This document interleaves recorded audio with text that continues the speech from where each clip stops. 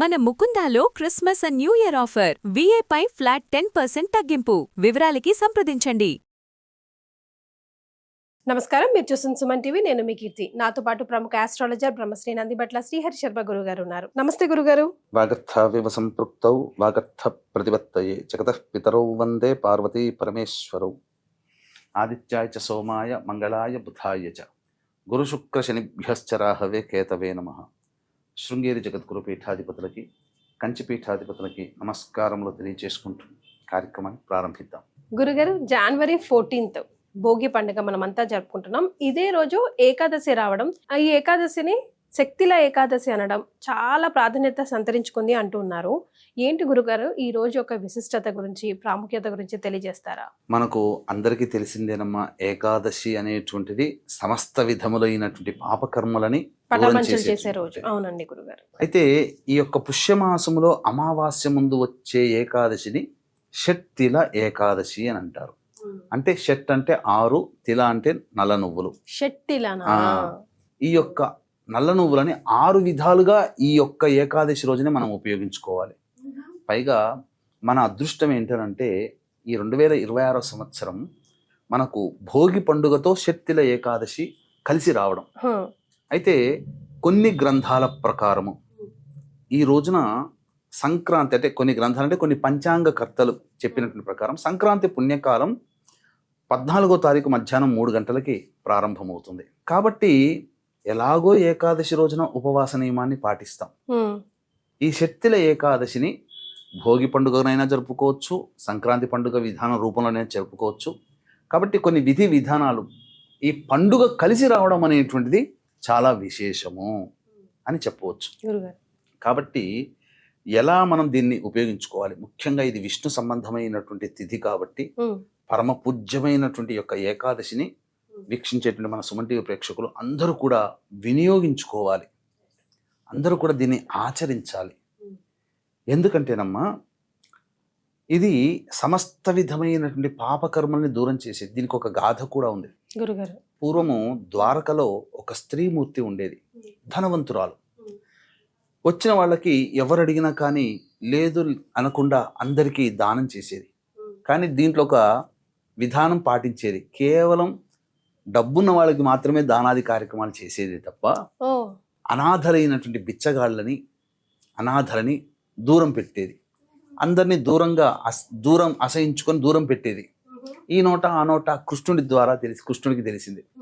అసలు ఏంటి ఇది అని చెప్పి తెలుసుకోవాలి, ఆమెకి గర్వభంగం కలగజేయాలి, వాస్తవాన్ని తెలియజేయాలి అనే ఉద్దేశంతో ఆమె ఇంటికి ఒక బిచ్చగాడి రూపంలో వస్తాడు శ్రీకృష్ణుల వారు.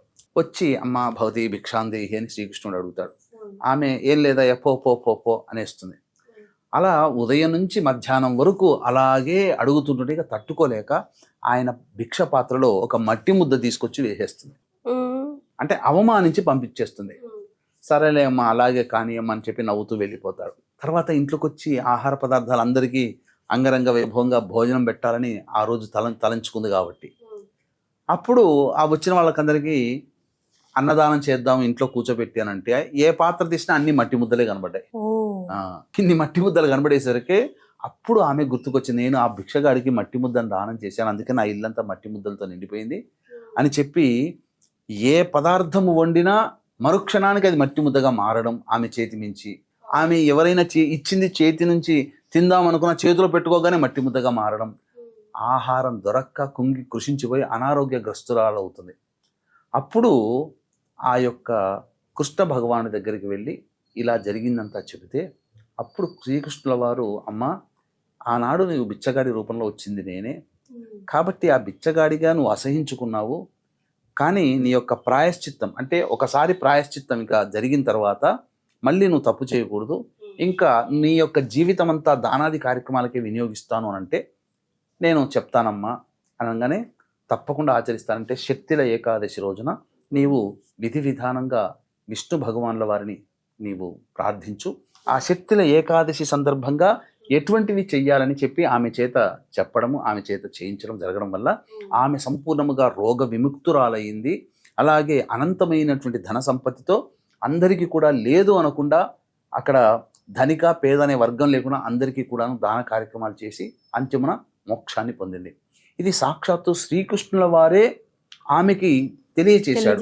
అంటే ఇది కొత్తగా శ్రీకృష్ణుల వారు పెట్టింది కాదు, అంతకు ముందు నుంచే ఉంది. కానీ ఈ ప్రపంచానికి ఆయన ఎక్కువగా బహుళ వ్యాప్తం చేశాడని చెప్పవచ్చు. కాబట్టి వీక్షించేటువంటి సుమన్ టీవీ ప్రేక్షకులు కూడా ఈ రోజున ప్రధానంగా 14వ తారీఖు రోజున అనేక పంచాంగకర్తల యొక్క ప్రభావం ప్రకారము ఈ రోజున భోగి పండుగ.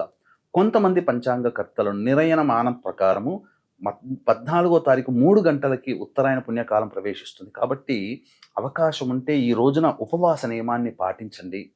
3 గంటలకి సంబంధించినటువంటిది తిల తర్పణాలు మీ పెద్దవాళ్ళకి లేదా పిండ ప్రదానం ఆ సమయంలో అవకాశం ఉంటే చేసుకోండి. ఇది ఒక పంచాంగ కొంతమంది నిరయనమాన ప్రకారం కాబట్టి 15వ తారీఖు రోజున కూడా మీరు చేసుకోవచ్చు, అందులో సందేహం. ఎందుకంటే 15 సంక్రాంతి. కానీ మధ్యాహ్నం 3 గంటలకి కొన్ని పంచాంగాల ప్రకారము ప్రవేశం చేస్తుంది కాబట్టి ఈ విధానాన్ని కూడా పాటించినా తప్పు లేదు. ఇందులో మీరు అనుమానాలు సందేహాలు పెట్టుకోకండి. ఎలాగో ఏకాదశి ఉపవాసం ఉంటాం కాబట్టే ఇది చెప్పింది. ఇక షట్తిల ఏకాదశిని సంబంధించి ఈ తిలల్ని ఏ విధంగా 6 విధాలుగా మనం ఉపయోగించుకోవాలో మనకు శాస్త్రం చెప్పబడి ఉందమ్మా. కాబట్టి వీక్షించేటువంటి ప్రేక్షకులు కూడా ఈ యొక్క ఏకాదశి తిథి షట్తిల ఏకాదశి భోగి పండుగ 15వ తారీఖు మకర సంక్రమణం కాబట్టి కొడుకుగా జన్మనిచ్చిన తల్లిదండ్రుల రుణం తీర్చుకునే అవకాశం కేవలం ఈ సంక్రాంతి మరియు మహాలయ అమావాస్య పితృపక్షాల్లో వచ్చేది ఈ సంబంధించినటువంటి తిథులలోనే. కాబట్టి ఈ ఉత్తరాయణ పుణ్యకాలం సందర్భంగా దగ్గరలోని మంచి పురోహితుని పిలిపించి పిండ ప్రదానము తర్పణాది కార్యక్రమాలు చేసుకోండి. ఇవి అవకాశం లేదు, మేము చేసుకోలేకపోతున్నాం అంటే మన పీఠం ఆధ్వర్యంలో కాశీ క్షేత్రంలో బ్రాహ్మణుని కర్తగా పెట్టి తల్లి వైపు 3 తరాలు తండ్రి వైపు 3 తరాల్లో మరణించిన వారి ఆత్మతృప్తి కోసం పిండ ప్రదానము తర్పణాది కార్యక్రమాలు ఈ యొక్క సంక్రాంతి సందర్భంగా జనవరి 15వ తారీఖు రోజున, పుష్య అమావాస్య సందర్భంగా జనవరి 18వ తారీఖు రోజున చేయించడం జరుగుతుంది. అలాగే సాయంకాలము ప్రదోషకాల సమయంలో ఉగ్రదేవత అనుగ్రహం కోసం సర్వదోష నివారణ పూజలు హోమాలు జరిపించి శక్తిపాతం చేసినటువంటి కరుంగలిమాల ఇవ్వడం జరుగుతుంది. ఈ 2 కార్యక్రమాలు వేరు రెండుటిగా మీరు నమోదు చేసుకోవచ్చు.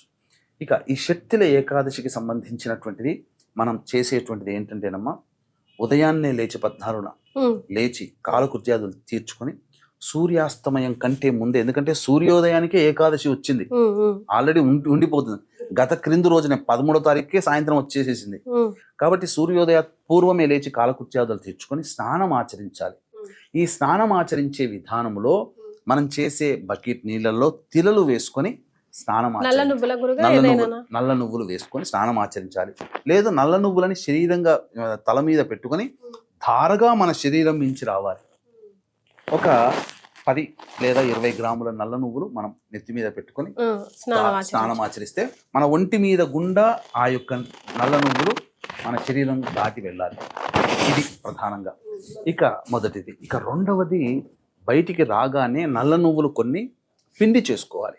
ఆ రోజున మన శరీరానికి పూసుకోవాలి స్నానం తర్వాత. ఇక తర్వాత రాగానే మొట్టమొదలు ఈ సంబంధించినటువంటి దేవతలకి నల్ల నువ్వులతో అర్చన అయినా చేయవచ్చు. విష్ణుమూర్తికి తప్పులేదు, విష్ణుమూర్తికి కూడా నల్ల నువ్వులతో చేయవచ్చు, తప్పులేదు. లేదు నల్ల నువ్వులతో తర్పణాది కార్యక్రమాలు జరిపించి పెద్దలకి పిండ ప్రదానం చేస్తారు కదా, తర్పణాలు కూడా చేస్తారు కదా, తర్పణాది కార్యక్రమాలు పెద్దలకి ఈ రోజున వదలాలి. ఇక ఇది మూడవది. ఇప్పుడు బ్రాహ్మణుడు కర్తగా ఉంటే పర్వాలేదు, ఒకవేళ లేకపోతే ఎలా వదులుకోవాలని అన్నప్పుడు మనం అంటే ఎవరైనా కానీ దక్షిణం వైపు ఫేస్ పెట్టి మొట్టమొదలు గణపతికి నమస్కారం చేసుకొని గణపతికి ప్రార్థన చేసి, నేను ఈరోజు మా పెద్దలకి తర్పణం వదులుకుంటున్నాను కాబట్టి నాకు అంగీకారాన్ని తెలుపు, నాకు అనుజ్ఞ ఇవ్వు, అధికారాన్ని ఇవ్వని గణపతికి నమస్కారం చేసుకొని దక్షిణం వైపు ఫేస్ పెట్టి అప్పుడు చేతిలో నల్ల నువ్వులు వేసుకొని ఒక్కొక్కటి తండ్రి పేరు తల్లి పేరు అలా ఒక్కొక్కటికి ఒక్కొక్క విధంగా, అంటే మొదలు అరచేతిలో కొన్ని ఇంత నల్ల నువ్వులు చిటికెడు వేసుకొని తండ్రి పేరు చెప్పుకొని గోత్రం చెప్పుకొని తండ్రి పేరు చెప్పుకొని పరమపదించిన వాళ్ళ ఆ పేరు చెప్పుకొని అప్పుడు పేరు తర్వాత తర్పయామి తర్పయామి తర్పయామి అని ఈ విధంగా బొటన వేలి గుండా నీళ్లు వదలాలి. తర్వాత తల్లి లేకపోతే తల్లి పేరు కూడా చెప్పుకొని వాళ్ళ తల్లి గోత్రం అంటే వాళ్ళ గోత్రమే అవుతుంది, ఇలా చెప్పుకోవాలి. తల్లి వైపు 3 తరాలు తండ్రి వైపు 3 తరాలు వాళ్ళ పేరు చెప్పుకొని దక్షిణం వైపు ఫేస్ పెట్టి చెప్పుకోవాలి. అది లేదనంటే ఎలాగో మనం 15వ తారీఖు రోజున జనవరి సంక్రాంతి సందర్భంగా పుష్యామ సందర్భంగా కాశీ క్షేత్రంలో మన ఆధ్వర్యంలో పిండ ప్రదానం తర్పణాది కార్యక్రమాలు చేయించడం జరుగుతుంది. ఉమ్, ఇది తర్పణాలు వదలాలి. ఇది 3వది. ఇక 4వది ఈ సంబంధించినటువంటిది తిలా హోమం చేసుకోవాలి. తిలలతో హోమం చేయాలి. ఉమ్. ప్రతి ఇంట్లో అది చేసుకోవాలి. 6 రకాలుగా చేసుకోమన్నారు. మనకు మనమే చేసుకోవడానికి ఉందా గురుగారు ఉంటుందమ్మా, అవకాశం? చక్కగా చేసుకో. చిన్న హోమగుండం పెట్టుకొని ఉం. ఆ విష్ణువుకి సంబంధించినటువంటి అష్టోత్తర నామాలతో హోమం చేసుకోవడం కానీ, లేదా శనికి సంబంధించినటువంటి దోషం, ఎందుకంటే మేష మిథున కర్కాటక సింహ కన్య వృశ్చిక ధనుసు కుంభ మీన రాశిలో జన్మించిన వారికి ఈ దోషం ఉంటుంది. కాబట్టి ఈ సంబంధించినటువంటి తిలా హోమం చేసుకోవడం. ఆ తిలా హోమం అయిన తర్వాత నల్ల నువ్వులతో చేసినటువంటి పదార్థములు భుజించాలి ఈరోజు. 5వది. జనరల్ గా మనం నల్ల నువ్వులు తినాం కదా గురుగారు. తింటారమ్మ, పూర్వకాలంలో ఉంటుంది, లడ్డూలుగా చేసుకుని తినవచ్చు. చాలా ఇమ్యూనిటీ, ఐరన్ పెరుగుతుంది.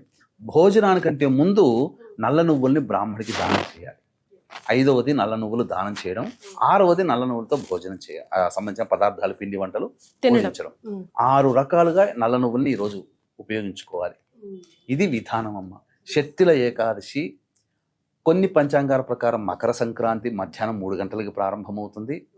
భోగి కూడా ఆ రోజే అయింది. కాబట్టి సమస్తమైనటువంటి మానవులు ఈ యొక్క అవకాశాన్ని అందరూ వినియోగించుకోండి. ఎందుకనంటే సాదాసీదమైనటువంటి ఏకాదశి కాదమ్మా. ఈసారి మనకు సంక్రాంతి ఈ ఏకాదశితో వస్తుంది. ఎలాగో ఉపవాసం ఉన్నారనుకోండి, సంక్రాంతి రోజున చక్కగా ఆ యొక్క సంబంధించినటువంటిది ఉపవాసం ఉండి పెద్దలకి పిండ ప్రదానం తర్పణాది కార్యక్రమాలు చేసుకొని భోజనం చేస్తే అద్భుతమైన అవకాశం. మళ్ళీ ఇటువంటి ఏకాదశులతో కూడుకున్నటువంటి సంబంధించింది మళ్ళీ ఎప్పుడు మనకు రాలేదు. వార నక్షత్రాలు అన్ని కూడా కలిసి వచ్చాయి. పైగా శనికి సంబంధించినటువంటి నక్షత్రాల్లో అనురాధ నక్షత్రం ఉంది ఈ రోజున, 14వ తారీఖు రోజున. కాబట్టి షట్టిల ఏకాదశిని విధిగా పాటించాలి. ఇప్పుడు తల్లిదండ్రులు ఉన్నవాళ్ళు తర్పణాలు వదలకుండా మిగతా 5 చేయవచ్చు. తల్లిదండ్రులు ఉన్న వాళ్ళు వదలకూడదు కదా. అవునండి. ఇంటి యజమాని తండ్రి చేస్తాడు, మిగతా వాళ్ళు ఈ మిగతా 5 చేయవచ్చు. సో చాలా చాలా సింపుల్ అండ్ చాలా చాలా పవర్ఫుల్ రెమెడీ కూడా. అంటే సంవత్సరం స్టార్టింగ్ ఈ ఒక్క రెమెడీ పాటించుకుంటే సంవత్సరం అంతా మిగతా 365 రోజులు హ్యాపీగా ఉండొచ్చు కదా గురుగారు. సంతోషంగా బతకొచ్చు. విష్ణుమూర్తి యొక్క అనుగ్రహాన్ని పొందిన వాళ్ళు అవుతారు. పైగా కృష్ణుడి ద్వారా బహుళ వ్యాప్తమైనటువంటి పరిహారం అందరికీ యోగాన్ని ఇస్తుంది. ఎస్ గురుగారు, చాలా సంతోషం అండి. ధన్యవాదాలు. సర్వం శ్రీ ఉమామహేశ్వర పరబ్రహ్మార్పణమస్తు.